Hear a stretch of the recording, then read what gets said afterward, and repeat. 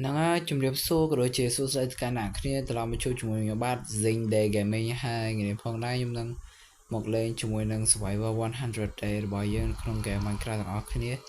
ហើយខ្ញុំក៏បានដូរជាមួយនឹង skin ផងដែរអ្នកគ្នាហ្នឹងហើយអ្នកគ្នាគឺដោយសារតែអាពេលហ្នឹងខ្ញុំ record ឲ្យពេលច្រឡំដៃលូបវីដេអូចោលអ្នកគ្នាឥឡូវអត់មានវីដេអូអីទេហើយហ្នឹងហើយខ្ញុំក៏បានធ្វើជាមួយនឹង Exchange Money រួចរាល់ដែរអ្នកគ្នាហើយខ្ញុំក៏បាន Exchange ជាមួយនឹង Pickaxe របស់ខ្ញុំមុនគេដើម្បីខ្ញុំຕົកម៉ាញរៀងស្រួលជាងមុនចឹងណាអ្នកគ្នាហើយហ្នឹងហើយខ្ញុំនឹងបង្ហាញអ្នកគ្នាអំពីរបៀបធ្វើជាមួយនឹងទឹក Essence នេះអ្នកគ្នាទឹក Exchange Essence នេះអ្នកគ្នាដូចអ្នកឃើញក្នុង recipe មិនចឹងអ្នកគ្នាវាស្រួលធ្វើដែរទេយើងគ្រាន់តែការអែមទេឆាមួយឡាពីមួយហើយជាមួយនឹងអាដបទឹកហ្នឹងណាអ្នកគ្នាហើយឥឡូវខ្ញុំកំពុងតែរកចង់ធ្វើជាមួយនឹង farm experience អ្នកគ្នាសម្រាប់ farm យករបស់អីចឹងណាអ្នកគ្នាសម្រាប់ farm យកឯ team ឬក៏លបែជាដើមអ្នកគ្នាបើខ្ញុំអាចចង់វាយយកសាច់ zombie ខ្លះអ្នកគ្នាដើម្បីទុកទៅ trade ជាមួយនឹងអ្នកភូមិព្រោះមានអ្នកភូមិខ្លះដូរជាមួយនឹងសាច់ zombie ចឹងណាអ្នកគ្នាហ្នឹងហើយអ្នកគ្នាឥឡូវខ្ញុំកំពុងតែគិតថាចង់ធ្វើជាមួយនឹង farm experience អ្នកគ្នាប៉ុន្តែខ្ញុំខ្វះថ្មហើយចឹងទៅខ្ញុំចង់ទៅដើររក lava មកកណ្ដងណាគ្នាសម្រាប់យើងធ្វើជាមួយនឹងinfinite compostor ណាអ្នកគ្នាហ្នឹងហើយអ្នកគ្នាហើយនៅកន្លែងនេះខ្ញុំក៏បានចូលគេងដើម្បីទៅថ្ងៃបន្តអ្នកគ្នា farm អីចឹងអ្នកគ្នាឥឡូវខ្ញុំសុំចុះទៅខាងក្រោមសិនអ្នកគ្នាដើម្បីយក lava ឲ្យយើងឡើងមកលើវិញហើយខ្ញុំធ្វើfarm infinity ថ្មហ្នឹងហើយចាំខ្ញុំនាំអ្នកគ្នាមកវិញបាទហ្នឹងហើយអ្នកគ្នាបន្ទាប់ពីខ្ញុំបានចុះមកដល់ខាងក្រោមនេះខ្ញុំក៏បានដង lava មកកណ្ដងសម្រាប់ធ្វើជាមួយនឹងកន្លែងកាប់ថ្មចឹងណាអ្នកគ្នាហើយនៅពេលខ្ញុំមកវិញហ្នឹងខ្ញុំក៏បានកាប់ជាមួយនឹងពពួក zombie មកក្រុមផងដែរអ្នកគ្នាសារតែ zombie ច្រើនពេកអ្នកគ្នាហើយនៅពេលខ្ញុំកាប់ហើយខ្ញុំក៏ត្រឡប់ទៅកន្លែងយើងវិញអ្នកគ្នាកន្លែងយើងដាក់ឡើងថ្មទៅលើវិញចឹងណាអ្នកគ្នាហើយខ្ញុំក៏បានបន្ទប់ថ្មឡើងទៅខាងលើដើម្បីធ្វើជាមួយនឹងកន្លែងកាប់ថ្ម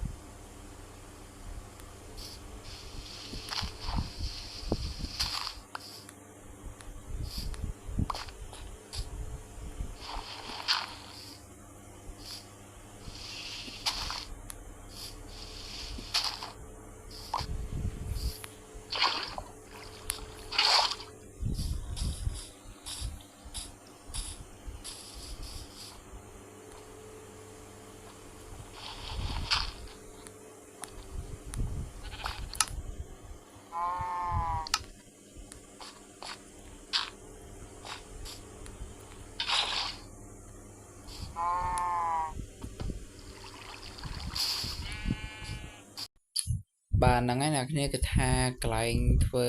farm ថ្មរបស់យើងថាបានជោគជ័យអ្នកគ្នាហើយនៅពេលហ្នឹងខ្ញុំក៏អង្គុយកាប់ថ្មអស់មកសន្ទុះធំ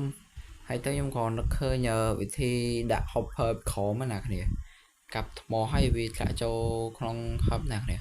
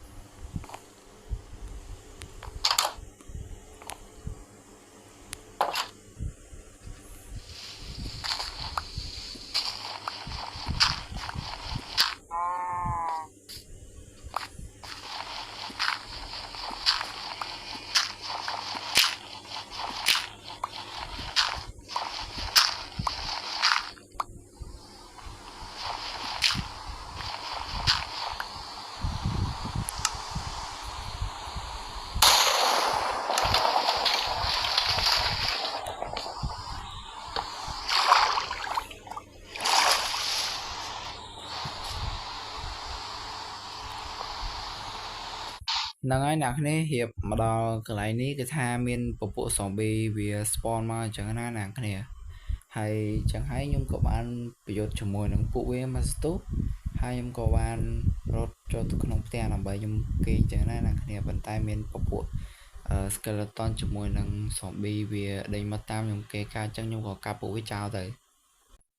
បាទហ្នឹងហើយអ្នកនរគ្នាបន្ទាប់ពីខ្ញុំបានកាប់ skeleton អីនឹងអស់ហើយខ្ញុំក៏បានគេងហើយព្រឹកស្អែកឡើងខ្ញុំក៏ទៅកន្លែងកាប់ថ្មជាងដើម្បីកាប់ថ្មបន្តប៉ុន្តែមាន creeper ជាមួយនឹងskeleton នៅនឹងអ្នកគ្នាខ្ញុំក៏បានកាប់ creeper នឹងហើយខ្ញុំក៏បានទៅកាប់ skeleton អ្នកគ្នាហើយបន្ទាប់ខ្ញុំកាប់ skeleton ងាប់ហើយខ្ញុំក៏បានឃើញជាមួយនឹង zombie មួយអ្នកពាក់armor copper full ចឹងណាអ្នកគ្នាខ្ញុំក៏កាប់វាងាប់ដែរអ្នកគ្នាហើយវាក៏បានត្រប់សេតឲ្យអ្នកគ្នា level up ដែរ and we need this that is not your place bro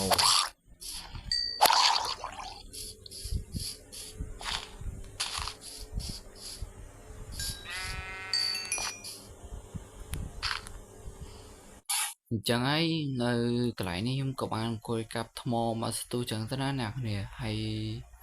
ខ្ញុំកាប់អស់រយៈពេលយ៉ាងយូរខ្ញុំក៏បាននឹកឃើញធ្វើកន្លែងដងទឹកហើយខ្ញុំក៏បានយកទឹកមកដាក់ចូលគ្នាជា4ជ្រុងចេះទៅវាបង្កើតបានទឹកអត់ដែលកំណត់ណាខ្ញុំក៏ដាក់ដងទឹកហើយខ្ញុំក៏បានយកអា stone brick slab នេះយកមកដាក់បិទពីលើបានមែនគ្នាជាវាខ្ញុំដើរធ្លាក់ចូលឡាវ៉ាឬក៏តនេច្រឡំលោតចូលអញ្ចឹងណាគ្នាហើយខ្ញុំដាក់កន្លែងថ្មនេះដើម្បីកុំឲ្យវាខ្ទាតចេញនៅពេលខ្ញុំកាប់ថ្មអញ្ចឹងទៅណាគ្នា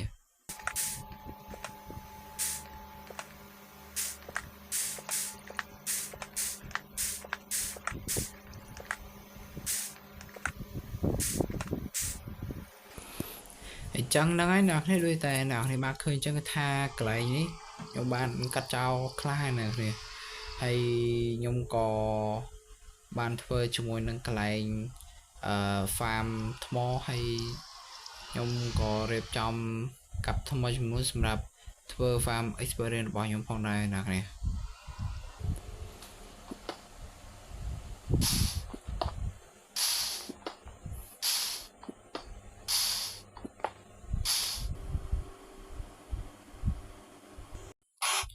ហើយកាត់មកដល់កន្លែងនេះខ្ញុំក៏បានទៅគេងមើលស្ទុះហើយខ្ញុំមកវិញក៏បានឃើញជាមួយនឹង wandering trader ណាគ្នា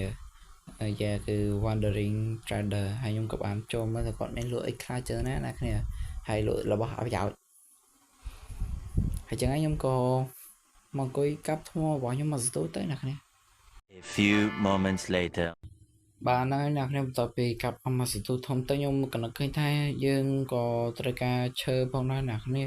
ហើយចឹងខ្ញុំក៏កាប់ដើមឈើម្ដងនេះចោលហើយខ្ញុំក៏បានរៀបដីជា4ជ្រុងហើយខ្ញុំក៏បានក្រាស់ជាមួយនឹងស្ទះមួយចំនួនសម្រាប់ខ្ញុំពាត់ជុំវិញដីម្ដុំហ្នឹងអ្នកគ្នាហើយនៅពេលខ្ញុំកំពុងតែធ្វើហ្នឹងខ្ញុំក៏គិតថាយើងត្រូវការឈើជាច្រើនហើយយើងមិនមែនត្រូវការតែថ្មនឹងរហូតទេហើយចឹងហើយខ្ញុំក៏នឹកឃើញថាយើងត្រូវធ្វើមិននៅថ្ងៃមុខទៀតចឹងណាគ្នាហើយខ្ញុំក៏ត្រូវការឈើដើម្បីធ្វើជាមួយ farm experience របស់ខ្ញុំផងដែរណាគ្នាចឹងហើយខ្ញុំក៏បានរៀបជាដី4ជ្រុងចឹងហើយខ្ញុំក៏បានរៀបស្ទះព័ទ្ធជុំវិញចឹងទៅអ្នកគ្នាដើម្បីទុកឆ្នាំថាក្រែននោះយើងត្រូវដាំដើមឈើឬក៏អីចឹងទៅអ្នកគ្នាហើយខ្ញុំក៏បានចូលផ្ទះទៅយកកូនឈើរបស់ខ្ញុំដើម្បីមកដាំហើយបន្ទាប់ពីហ្នឹងទៀតទៅខ្ញុំក៏បានដាក់ដាំកូនឈើ4ហ្នឹងជាមួយគ្នាអ្នកគ្នាហ្នឹងហើយអ្នកគ្នាបន្ទាប់ពីខ្ញុំបានដាក់ដាំកូនឈើហ្នឹងហើយខ្ញុំក៏កាប់ថ្មមកសន្ទុះទៀតហើយខ្ញុំក៏បានថ្មប្រហែល5-6 stack ចឹងទៅណាអ្នកគ្នាដើម្បីយើងទុកធ្វើកន្លែង farm experience របស់យើងហ្នឹងហើយអ្នកគ្នាបន្ទាប់ពីខ្ញុំយក cobblestone កាប់ cobblestone បានប្រហែលជា10ប្រហែលជា6 stack ហើយខ្ញុំក៏មកវាឡើងទៅលើ22 block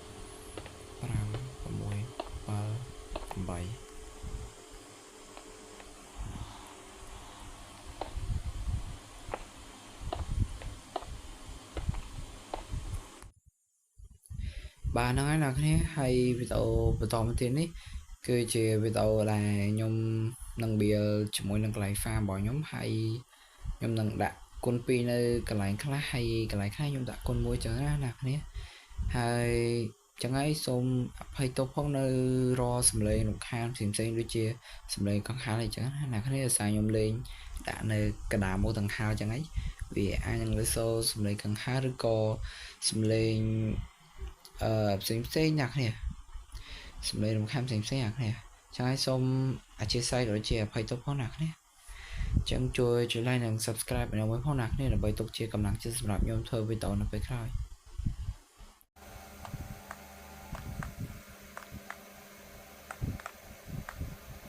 cái tiếp rồi đi này đuôi bàn còn bốn nuôi tiếp cặp bảy bảy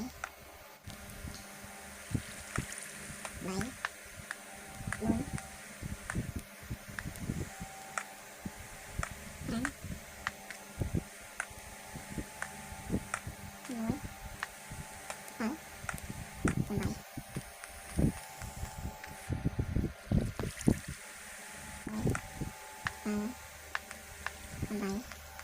bảy tầm cơ bản phần nàyហ្នឹងហើយណាខ្ញុំតបធ្វើបានប៉ុណ្ណឹងហើយខ្ញុំចង់វាខាងគេនេះឡើងទៅលើពីប្លង់ណាគ្នានេះយើងដាក់ចាំមកហើយយើងវាឡើងលើចេះពីប្លង់មកណាគ្នា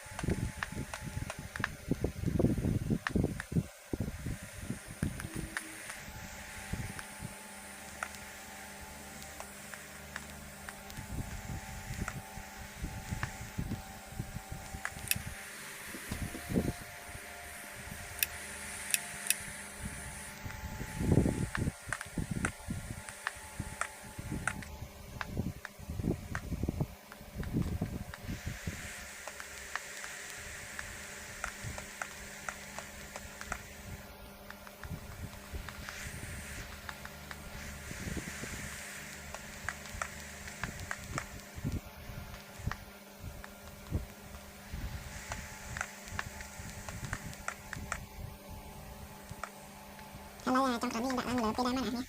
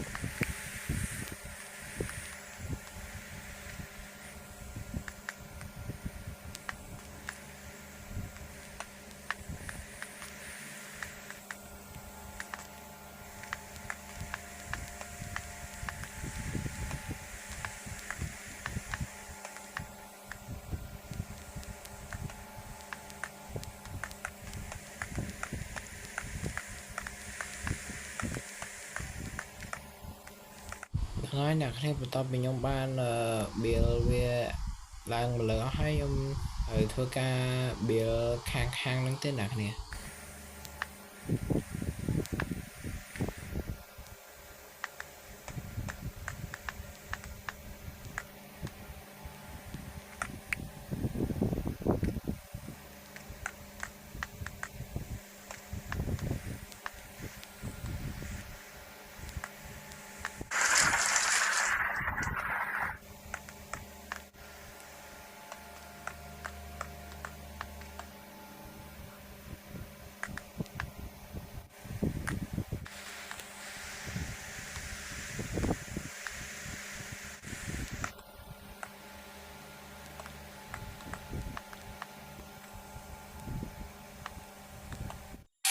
bạn nói nè nè hay là trăng lại đi phòng này phải nhóm cho vì kháng lên màu bên trắng ra nè nè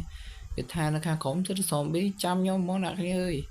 phải nhóm lần phe mỏ hay ô cái lại dương đa nó ô tơ vừa nè nè